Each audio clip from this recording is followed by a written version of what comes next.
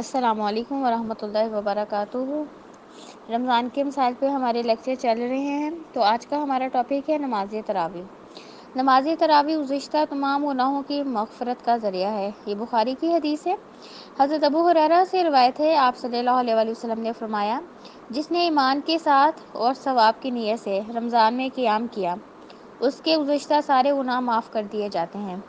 اب دیکھیں تراویح پڑھنے کی کتنی فضیلت ہے کہ جو انسان بھی اللہ کی رضا کے لیے ایمان کی حالت میں رمضان میں قیام کرتا ہے، یعنی نماز تراویح ادا کرتا ہے، تو اللہ اس بندے کے سارے گناہ معاف کر دیتے ہیں۔ قیام رمضان یا نماز تراویح باقی مہینوں میں تہجد یا قیام اللیل کا دوسرا نام ہے۔ نماز تراویح یا تہجد کی مسنون رکعتیں 8 ہیں، لیکن غیر مسنون رکعتوں کی کوئی حد نہیں، جو جتنی چاہے پڑھ لے۔ یہ متفقہ علیہ حدیث ہے۔ حضرت ابو سلمہ بن عبد الرحمن رضی اللہ تعالیٰ عنہ نے حضرت عائشہ رضی اللہ تعالیٰ عنہا سے پوچھا، آپ صلی اللہ علیہ وآلہ وسلم کی رمضان کی رات کی نماز کیسی ہوتی تھی؟ حضرت عائشہ رضی اللہ تعالیٰ عنہا نے جواب دیا، رسول اللہ صلی اللہ علیہ وآلہ وسلم رمضان میں رات کی نماز یعنی تراویح یا غیر رمضان کی رات کی نماز یعنی تہجد 11 رکعتوں سے زیادہ نہ پڑھتے۔ 4 رکعتیں پڑھتے اور ان کے طول و حسن کا کیا کہنا، پھر 4 رکعتیں پڑھتے جن کے طول و حسن کا کیا کہنا، پھر 3 رکعت وتر ادا فرماتے۔ یہ بخاری مسلم دونوں سے ثابت ہے۔ نماز تراویح کا وقت عشاء کے بعد سے لے کر طلوع فجر تک ہے۔ نماز تراویح 2 رکعت پڑھنا افضل ہے۔ وتر کی 1 رکعت الگ پڑھنی بھی مسنون ہے۔ یہ بھی متفقہ علیہ حدیث ہے۔ حضرت عائشہ رضی اللہ تعالیٰ عنہا سے روایت ہے کہ آپ صلی اللہ علیہ وآلہ وسلم نماز عشاء اور نماز فجر کے درمیان 11 رکعتیں نماز ادا فرماتے، ہر 2 رکعت کے بعد سلام پھیرتے اور پھر ساری نماز کو 1 رکعت سے وتر بناتے۔ یعنی کہ میں نے آپ کو بتایا تھا نا، 3 وتر جو ہے نا، اس میں بیسیکلی 2 نوافل کا ہی ہمیں ثواب ملتا ہے۔ تو آپ صلی اللہ علیہ وسلم 8 رکھتے تو 2 کر کے پڑھتے تھے تہجد کی۔ اس کے بعد پھر آپ صلی اللہ علیہ وآلہ وسلم 2 نفل اور پڑھتے تھے، اور اس کے بعد پھر آپ صلی اللہ علیہ وسلم 1 وتر پڑھ لیتے تھے، جس سے پوری نماز جو ہے وہ طاق ہو جاتی تھی۔ آپ صلی اللہ علیہ وآلہ وسلم نے صحابہ کرام کو صرف 3 دن نماز تراویح باجماعت پڑھائی۔ خواتین نماز تراویح مسجد میں جا کر ادا کر سکتی ہیں۔ یہ ترمذی کی حدیث ہے۔ حضرت ابو ذر سے مروی ہے، انہوں نے کہا، ہم نے آپ صلی اللہ علیہ وآلہ وسلم کے ساتھ روزے رکھے، آپ صلی اللہ علیہ وآلہ وسلم نے ہمیں نماز تراویح نہیں پڑھائی، یہاں تک کہ رمضان کے 7 دن باقی رہ گئے۔ 23ویں رات کی 1/3 گزر جانے پر آپ صلی اللہ علیہ وآلہ وسلم نے ہمیں نماز تراویح پڑھائی۔ پھر رسول اللہ صلی اللہ علیہ وآلہ وسلم نے 24ویں شب کو نماز تراویح نہیں پڑھائی۔ 25ویں شب آدھی گزر جانے کے بعد نماز تراویح پڑھائی۔ ہم نے کہا، یا رسول اللہ صلی اللہ علیہ وآلہ وسلم، کیا ہی اچھا ہو اگر آپ رمضان کی باقی راتوں میں بھی ہمیں نفل نماز پڑھائیں۔ آپ صلی اللہ علیہ وآلہ وسلم نے فرمایا، جس نے ایمان کے فارغ ہونے تک امام کے ساتھ قیام کیا، یعنی نماز تراویح باجماعت ادا کی، اس کے لیے ساری رات کے قیام کا ثواب لکھا جائے گا۔ پھر رسول اللہ صلی اللہ علیہ وآلہ وسلم نے ہمیں نماز تراویح نہیں پڑھائی حتیٰ کہ 3 روز باقی رہ گئے، چنانچہ آپ صلی اللہ علیہ وآلہ وسلم نے ہمیں تیسری مرتبہ 27ویں شب کو تراویح پڑھائی، جس میں اپنے اہل و عیال کو بھی شامل کیا، یہاں تک کہ ہمیں فلاح کے ختم ہونے کا ڈر ہوا۔ میں نے ابو ذر سے پوچھا، فلاح کیا ہے؟ حضرت ابو ذر نے جواب دیا، سحری۔ تو اس حدیث سے کیا ثابت ہوتا ہے کہ آپ صلی اللہ علیہ وسلم نے 3 دن نماز تراویح پڑھائی تھی، اس کے بعد نہیں پڑھائی، کیونکہ صحابہ کرام نے تو تینوں دن بڑے شوق سے پڑھی۔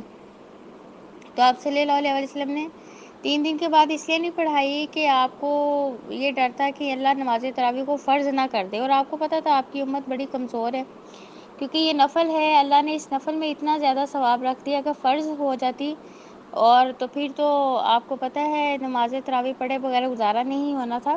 تو اس لیے پھر آپ صلی اللہ علیہ وآلہ وسلم نے جب صحابہ کرام کا بہت زیادہ شوق دیکھا تو آپ نے پھر 3 دن سے زیادہ نماز تراویح نہیں پڑھائی۔ تو یہ بھی حضرت عمر فاروق نے اپنے دور میں اس کا دوبارہ اہتمام کیا۔ 1، 3 یا 5 وتر پڑھنا بھی مسنون ہے۔ یہ ابن ماجہ، نسائی، ابو داؤد کی حدیث ہے۔ حضرت ابو ایوب انصاری رضی اللہ تعالیٰ عنہ کہتے ہیں کہ رسول اللہ صلی اللہ علیہ وآلہ وسلم نے فرمایا، وتر پڑھنا ہر مسلمان کے ذمہ ہے، جو پسند کرے وہ 5 پڑھے، جو پسند کرے وہ 3 پڑھے، اور جو پسند کرے وہ 1 پڑھے۔ 1 تشہد اور 1 سلام سے 3 وتر پڑھنا مسنون ہے۔ پہلی رکعت میں سورۃ اعلی، دوسری رکعت میں کافرون اور تیسری میں سورۃ اخلاص پڑھنا مسنون ہے۔ یہ نسائی کی حدیث ہے۔ حضرت ابی بن کعب رضی اللہ تعالیٰ عنہ سے روایت ہے، آپ صلی اللہ علیہ وسلم وتر کی 3 رکعتوں میں پہلی میں سورۃ اعلی، دوسری میں سورۃ کافرون اور تیسری رکعت میں سورۃ اخلاص پڑھا کرتے اور سلام آخری یعنی تیسری رکعت ہی میں پھیرتے تھے۔ نماز مغرب کی طرح 2 تشہد اور 1 سلام سے 3 وتر ادا کرنا درست نہیں۔ یہ دارالقطنی کی حدیث ہے۔ حضرت ابو ہریرہ رضی اللہ تعالیٰ عنہ آپ صلی اللہ علیہ وسلم سے روایت کرتے ہیں کہ 3 وتر نماز مغرب کی طرح نہ پڑھو بلکہ 5 یا 7 پڑھو، اور 3 وتر نماز مغرب کی طرح 2 تشہد اور 1 سلام سے پڑھ کر وتروں کی نماز مغرب سے مشابہت نہ کرو۔ تو اب اس حدیث سے کیا ثابت ہوتا ہے؟ آپ کو پتہ ہے نا، مغرب میں جب ہم 3 فرض پڑھتے ہیں تو دوسری رکعت میں 2 سجدے کرنے کے بعد اتحیاتو پڑھ کے تیسری رکعت کے لیے کھڑے ہوتے ہیں، جبکہ جب ہم نے 3 وتر پڑھنے ہیں تو ہم نے دوسری رکعت میں 2 سجدے کرنے کے بعد ہم نے اتحیاتو نہیں پڑھنی، وہ پڑھے بغیر تیسری رکعت کے لیے کھڑے ہو جانا ہے۔ تو اس میں بھی ہم نے سورۃ فاتحہ پڑھی، اس کے بعد سورۃ اخلاص پڑھی، اور رکوع میں جانے سے پہلے بھی ہم دعائے قنوت پڑھ سکتے ہیں، اور دوسرا طریقہ ہے رکوع کی تسبیح پڑھ کے کھڑے ہو کے دعائیں پڑھ کے سجدے میں جانے سے پہلے بھی ہاتھ اٹھا کے دعائے قنوت پڑھ سکتے ہیں۔ یہ دونوں طریقے جو ہیں آپ صلی اللہ علیہ وسلم سے ثابت ہیں کہ وتروں میں دعائے قنوت رکوع سے قبل اور بعد دونوں طرح پڑھنی جائز ہے۔ ابن ماجہ کی حدیث ہے۔ حضرت انس بن مالک رضی اللہ تعالیٰ عنہ سے دعائے قنوت کے بارے میں دریافت کیا گیا تو انہوں نے فرمایا کہ آپ صلی اللہ علیہ وسلم نے رکوع کے بعد دعائے قنوت پڑھی۔ ایک روایت میں یوں ہے کہ رکوع سے پہلے بھی اور بعد دونوں طرح پڑھی ہے۔ 3 رات سے کم وقت میں قرآن کریم ختم کرنا ناپسندیدہ عمل ہے۔ یہ ابو داؤد کی حدیث ہے۔ حضرت عبداللہ بن عمر سے روایت ہے کہ آپ صلی اللہ علیہ وسلم نے فرمایا، جو شخص 3 رات سے کم وقت میں قرآن کریم ختم کرتا ہے وہ قرآن کو نہیں سمجھتا۔ اب دیکھنا نہیں کہ قرآن کریم کو جب بھی ہم نے پڑھنا ہے سمجھ کے پڑھنا ہے۔ تو یہ آپ صلی اللہ علیہ وسلم نے اس حدیث میں کیا فرمایا، جو 3 دن سے کم وقت میں پورا قرآن پاک پڑھتا ہے تو وہ قرآن پاک کو سمجھتا ہی نہیں ہے۔ ایک رات میں قرآن کریم ختم کرنا شبینہ خلاف سنت ہے۔ یہ بھی ابن ماجہ کی حدیث ہے۔ حضرت عائشہ رضی اللہ تعالیٰ عنہا فرماتی ہیں، میں نہیں جانتی کہ آپ صلی اللہ علیہ وسلم نے کبھی صبح تک ایک ہی رات میں سارا قرآن مجید ختم کیا ہو۔ اب دیکھ لیں کتنی واضح حدیث ہے۔ اور آج ہمارے ہاں محفل شبینہ جو ہے سجائی جاتی ہیں اور اس میں جی ایک ہی رات میں قرآن پاک پڑھا جاتا ہے، یہ سنت کے خلاف بات ہے۔ یہ ابن ماجہ کی حدیث ہے، تو اس لیے ہمیں وہ کام کرنا ہے جو سنت سے ثابت ہے۔ فرض نمازوں کے علاوہ نفل نمازوں میں قرآن کریم سے دیکھ کر تلاوت کرنا جائز ہے۔ یہ بخاری کی حدیث ہے۔ حضرت عائشہ رضی اللہ تعالیٰ عنہا کا غلام ذکوان قرآن کریم سے دیکھ کر نماز پڑھایا کرتا تھا۔ بس ایک اصول یاد رکھیے گا، جو فرض نماز ہے نا اس میں ہم قرآن کریم دیکھ کے نہیں پڑھ سکتے، اس میں ہم نے سورۃ فاتحہ کے بعد جتنا بھی قرآن پاک کا حصہ پڑھنا ہے، جتنا بھی ہمیں زبانی آتا ہے وہ ہم نے پڑھنا ہے۔ لیکن نفل نماز میں اگر ہمارا زیادہ قرآن پاک نماز میں پڑھنے کو دل کرتا ہے تو پھر ہم قرآن پاک ہاتھ میں پکڑ کے پڑھ سکتے ہیں۔ نفلی عبادت میں جب تک شوق اور رغبت رہے کرتے رہنا چاہیے، تکلیف یا تھکاوٹ محسوس ہو تو چھوڑ دینا چاہیے۔ عبادت میں اعتدال پسندیدہ ہے۔ یہ بھی متفق علیہ حدیث ہے۔ حضرت انس رضی اللہ تعالیٰ عنہ کہتے ہیں، آپ صلی اللہ علیہ وسلم نے فرمایا، نفل نماز اپنی طبیعت کی خوشی اور شوق کے مطابق پڑھو، جب طبیعت تھک جائے تو بیٹھ جاؤ۔ دوسری حدیث بھی متفق علیہ ہے۔ حضرت عائشہ رضی اللہ تعالیٰ عنہ کہتی ہیں، آپ صلی اللہ علیہ وسلم نے فرمایا، اپنی ہمت کے مطابق عبادت کرو، اللہ اجر دیتے دیتے کبھی نہیں تھکتا جبکہ تم عبادت کرتے کرتے تھک جاتے ہو۔ تیسری حدیث بھی متفق علیہ ہے۔ حضرت عبداللہ بن عمر بن عاص رضی اللہ تعالیٰ عنہما کہتے ہیں، آپ صلی اللہ علیہ وسلم نے فرمایا، اے عبداللہ، تم فلاں آدمی کی طرح نہ ہو جانا جو رات کو عبادت کے لیے اٹھا کرتا تھا پھر اس نے اٹھنا چھوڑ دیا۔ اب ان تینوں جو احادیث سے کیا پتہ چلتا ہے کہ نفلی عبادت جو ہے وہ دل کی خوشی سے کرنی چاہیے، انسان کا اس میں دل لگ رہا ہو، پھر انسان کو صحیح ثواب ملتا ہے۔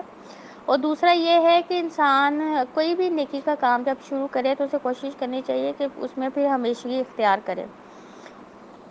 اور جو اہم بات ہے کہ نماز تراویح کی آپ کو اب اندازہ ہو گیا کتنی زیادہ فضیلت ہے، تو جو بھی خواتین نماز تراویح پڑھنا چاہتی ہیں، اگر ان کے گھر کے قریب اپرچونٹی ہے، مساجد میں خواتین کے لیے آج کل بہت ارینجمنٹس ہوتے ہیں تو وہ ادھر جا کے ادا کریں۔ اگر ان کی سراؤنڈنگز میں کوئی ایسی جگہ نہیں ہے یا کسی کے گھر میں تراویح نہیں ہو رہی تو وہ نیکی کا کام ایسے ہی نہ چھوڑ دیں، انفرادی بھی وہ نماز تراویح پڑھ سکتی ہیں۔ جیسے میں نے بخاری کی حدیث آپ سے شیئر کی ہے کہ نفل نماز میں قرآن پاک ہاتھ میں پکڑ کے ہم پڑھ سکتے ہیں، تو آپ اپنے سائڈ ٹیبل پہ قرآن پاک رکھیں، فرض نماز پڑھنے کے بعد آپ دو کر کے نفل پڑھیں، 8 رکعتیں پڑھیں تراویح کی، اور ہر رکعت میں اگر آپ ایک رکوع بھی پڑھتی ہیں نا تو آپ کے 8 تراویحوں میں آدھا سپارہ ہو سکتا ہے۔ اگر آپ میں زیادہ طاقت ہے، ایک رکعت میں اگر 2 رکوع پڑھیں گی تو پورا سپارہ بھی آپ پڑھ سکتی ہیں۔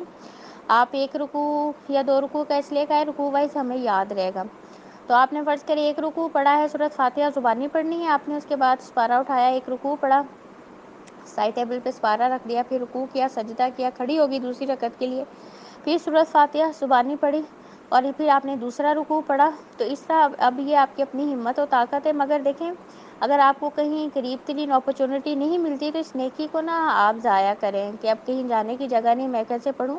آپ انفرادی تراویح ضرور پڑھیں، کیونکہ بہت زیادہ فضیلت ہے کہ جو شخص بھی اللہ کی رضا کے لیے ایمان کی حالت میں نماز تراویح پڑھتا ہے، اللہ اس بندے کے سارے گناہ معاف کر دیتا ہے۔ اللہ تعالیٰ ہمیں زیادہ سے زیادہ نیکیاں کرنے کی توفیق عطا فرمائے، آمین۔ سبحانک اللہم و بحمدک، اشہد ان لا الہ الا انت، استغفرک و اتوب الیک۔ ربنا تقبل منا انک انت السمیع العلیم وتب علینا انک انت التواب الرحیم۔ سبحان ربک رب العزت عما یصفون وسلام علی المرسلین والحمد للہ رب العالمین۔